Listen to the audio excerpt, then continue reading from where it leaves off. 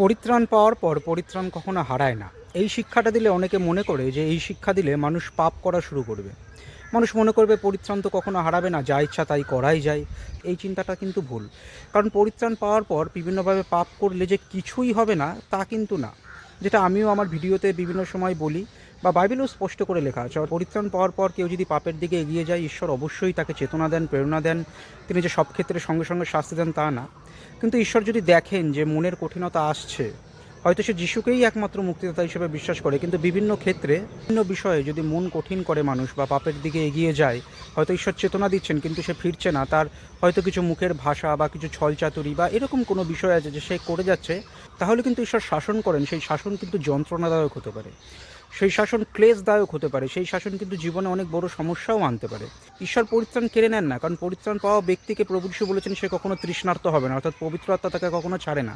কিন্তু কিছুই হয় না বিভিন্ন পাপের দিকে এগিয়ে গেলে, তা কিন্তু বাইবেল বলে না, আমিও বলছি না। ক্লেশ আসতে পারে, যন্ত্রণা আসতে পারে, সেটা ভয়ানক পরিস্থিতিতেও পৌঁছে যেতে পারে। শারীরিকভাবে হতে পারে, আর্থিকভাবে হতে পারে, অন্য কোনোভাবেও হতে পারে সমস্যা। হ্যাঁ, পরিত্রাণ পাওয়ার পর পরিত্রাণ কখনো হারায় না, এই শিক্ষাটা স্বয়ং ঈশ্বর সর্বশক্তিমান যীশুখ্রিস্ট নিজে দিয়েছেন। তিনি বলেছেন কেউ যদি একবার জীবন জল পান করে তাহলে আর সে কখনো তৃষ্ণার্ত হবে না। জীবন জল পাওয়া মানে পবিত্র আত্মা পাওয়া, যেটা বাইবেলে স্পষ্ট করে লেখা। অর্থাৎ কোনো ব্যক্তি যদি একবার পবিত্র আত্মা পায় সে কখনো তৃষ্ণার্ত হবে না। প্রভু যিশু যোহন 4 অধ্যায় 6 অধ্যায় 2 জায়গায় বলেছেন, অর্থাৎ পবিত্র আত্মা কাউকে ছেড়ে দেয় না। অর্থাৎ পরিত্রাণ পাওয়া ব্যক্তি যে একবার পবিত্র আত্মা পেয়েছে, জীবন জল পান করেছে, অর্থাৎ পরিত্রাণ পেয়েছে, সেই ব্যক্তি কখনো পরিত্রাণ হারায় না। পবিত্র আত্মা কীভাবে পাওয়া যায়? বিশ্বাসে। যে কেউ যীশুখ্রিস্টকে একমাত্র মুক্তিদাতা হিসেবে বিশ্বাস করে হৃদয় থেকে, সে পবিত্র আত্মা তখনই পায়, অর্থাৎ তখনই সে জীবন জল গ্রহণ করলো, অর্থাৎ সে কখনো পরিত্রাণ হারাবে না, সে কখনো পুরোপুরি তৃষ্ণার্ত হবে না। এটা যীশুখ্রিস্টের শিক্ষা।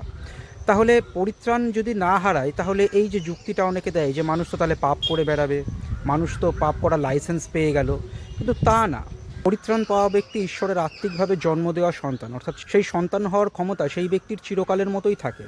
কিন্তু পরিত্রাণ পাওয়ার পর পাপ করলে এই সম্পর্কটা নষ্ট হয় না, অর্থাৎ পিতা সন্তানের সম্পর্ক একই থাকে, কিন্তু সহভাগিতার সম্পর্ক নষ্ট হয়। বিশ্বাসীদের সাথে ঈশ্বরের সহভাগিতার সম্পর্ক নষ্ট হয়, এই কারণে বিশ্বাসীদের পাপ করা উচিত না। কিন্তু কেউ যদি করে ফেলে তাহলে ঈশ্বরের কাছে ক্ষমা চাওয়া উচিত, এই সহভাগিতার সম্পর্ক নষ্ট হওয়ার কারণে। কারণ পরিত্রাণ হারিয়ে গেছে, প্রার্থনা করবো আবার ফিরে পাবো, এই চিন্তাভাবনা থাকলে তাহলে সে সঠিকভাবে এখনও বোঝেনি বিষয়টা কি। পরিত্রাণ কখনো হারায় না।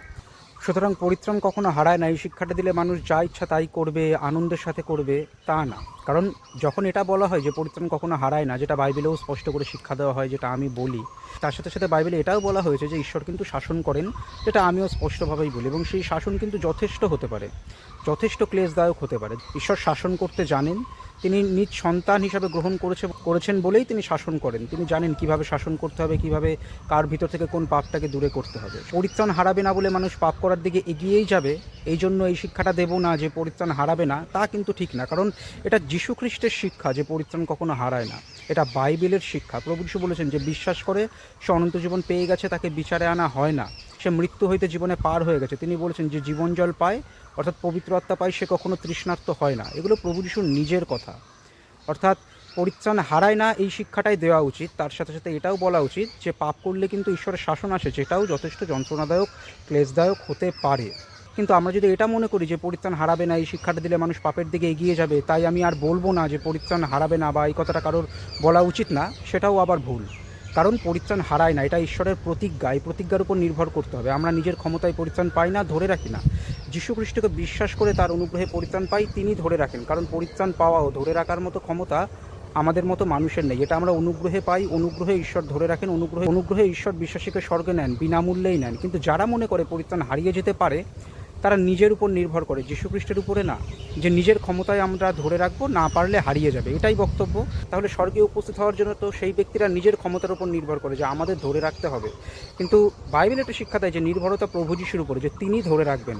কারণ তিনি মুক্তিদাতা, তিনি মুক্তি দেন, অনন্তকালের মতো তিনি এক ব্যক্তিকে মুক্তি দেন। যে সত্যরূপে বিশ্বাস করেছে যে যীশুখ্রিস্টই একমাত্র মুক্তিদাতা, প্রকৃত হৃদয় থেকে বিশ্বাস করেছে, লোক দেখানো ভাবে না, উপর ভাবে না, তাহলে সে পরিত্রাণ পেয়েছে, সে কখনো পরিত্রাণ হারায় না।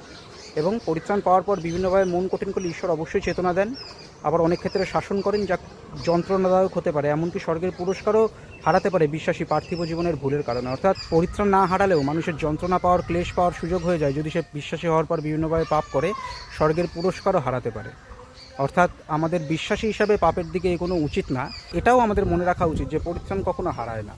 কারণ যদি আমরা অন্য কথাটা বিশ্বাস করি যে পরিত্রাণ পাওয়ার পর হারিয়ে যেতে পারে, তাহলে আমরা যীশুখ্রিস্টকে এখনও বিশ্বাসই করিনি, তার কথাতে বিশ্বাস করিনি যে কেউ একবার যদি জীবন জল পান করে সে কখনো তৃষ্ণার্ত হবে না, যেটা তিনি দুবার বলেছেন।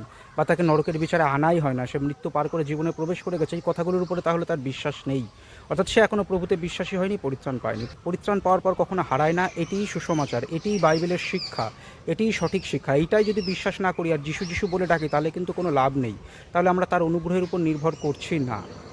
কেউ যদি বলে আমি প্রভু যিশুকে বিশ্বাস করি বা একমাত্র মুক্তিদাতা হিসেবে বিশ্বাস করি, কিন্তু তন্ত্র তাবিজ মাদুলি ঝাড়ফুঁক করা এইসবের দিকে আবার যায়, অর্থাৎ শয়তানের কাছে প্রার্থনা করে, বিভিন্ন মন্দ শক্তির কাছে বিভিন্ন জিনিস চায়, সুতরাং সেই ব্যক্তি বিশ্বাসী না। সে দাবি করতে পারে সেই ব্যক্তি বিশ্বাসী না, সে বিশ্বাস যীশু খ্রিস্টের উপরে যদি রাখে, তাহলে আবার তার সাথে সাথে অন্য দিকেও রাখে, অন্য কেউ ঈশ্বরের জায়গায় বসায়, অর্থাৎ সে এখনও বিশ্বাসী হয়নি, পরিত্রাণ পায়নি। যারা প্রভু যিশুতে বিশ্বাসী হিসাবে দাবি করে কিন্তু মরিয়মের কাছে প্রার্থনা করে, স্বর্গদূতের কাছে বা অন্য কাউকে ঈশ্বরের সমান করে, পিতা পুত্র পবিত্র আত্মা এক ঈশ্বর, যীশুখ্রিস্ট একমাত্র মুক্তিদাতা, এই এক ঈশ্বরের সমান অন্য কাউকে হৃদয় করে, তাহলে তারা বিশ্বাসী না। তারা দাবি করলেও তারা বিশ্বাসী না, তাদের বিশ্বাসটা দুই জায়গায় হয়ে রয়েছে, আর এটাই ভুল।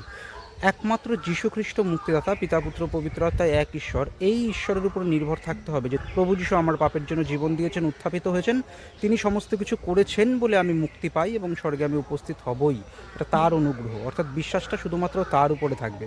যিশু যিশু করি কিন্তু বিভিন্ন দিকে অন্যদিকে ভরসা রাখি হৃদয়ের মধ্যে, আমরা হৃদয়ের মধ্যে অন্য কোনো ব্যক্তিত্বকে ঈশ্বরের জায়গায় বসাই, তাহলে সেই বিশ্বাস সঠিক বিশ্বাস না। কেউ হয়তো যিশুকে বিশ্বাস করে কিন্তু মরিয়ম স্বর্গদূতের কাছে প্রার্থনা করে না বা অন্য কাউকে ঈশ্বরের জায়গায় বসায় না, যীশু খ্রিস্টের অনুগ্রহকে মানে, কিন্তু আবার মনে করে পরিত্রাণ হারিয়ে যেতে পারে, তাহলেও কিন্তু সে সঠিক বিশ্বাসী না। যারা মনে করে পরিত্রাণ হারিয়ে যেতে পারে, তারা হয়তো যিশুকে ডাকছে কিন্তু নির্ভর করে নিজের উপরে, সেটাও ভুল। অর্থাৎ আমরা যিশুকেই একমাত্র মুক্তিদাতা হিসেবে মানব, পিতা পুত্র পবিত্র আত্মা এক ঈশ্বরেই বিশ্বাস করব, অন্য কাউকে তার জায়গায় বসাবো না। পরিত্রাণ ধরে রাখতে হয় না, হারিয়ে যায় এরম বিশ্বাস করে নিজের উপরে ভরসা রাখবো না, শুধুমাত্র তার উপরে নির্ভর করব, এটিই সঠিক বিশ্বাস। এইভাবে যারা বিশ্বাস করে তারা পরিত্রাণ পেয়েছে, তারা অবশ্যই স্বর্গে উপস্থিত হবে।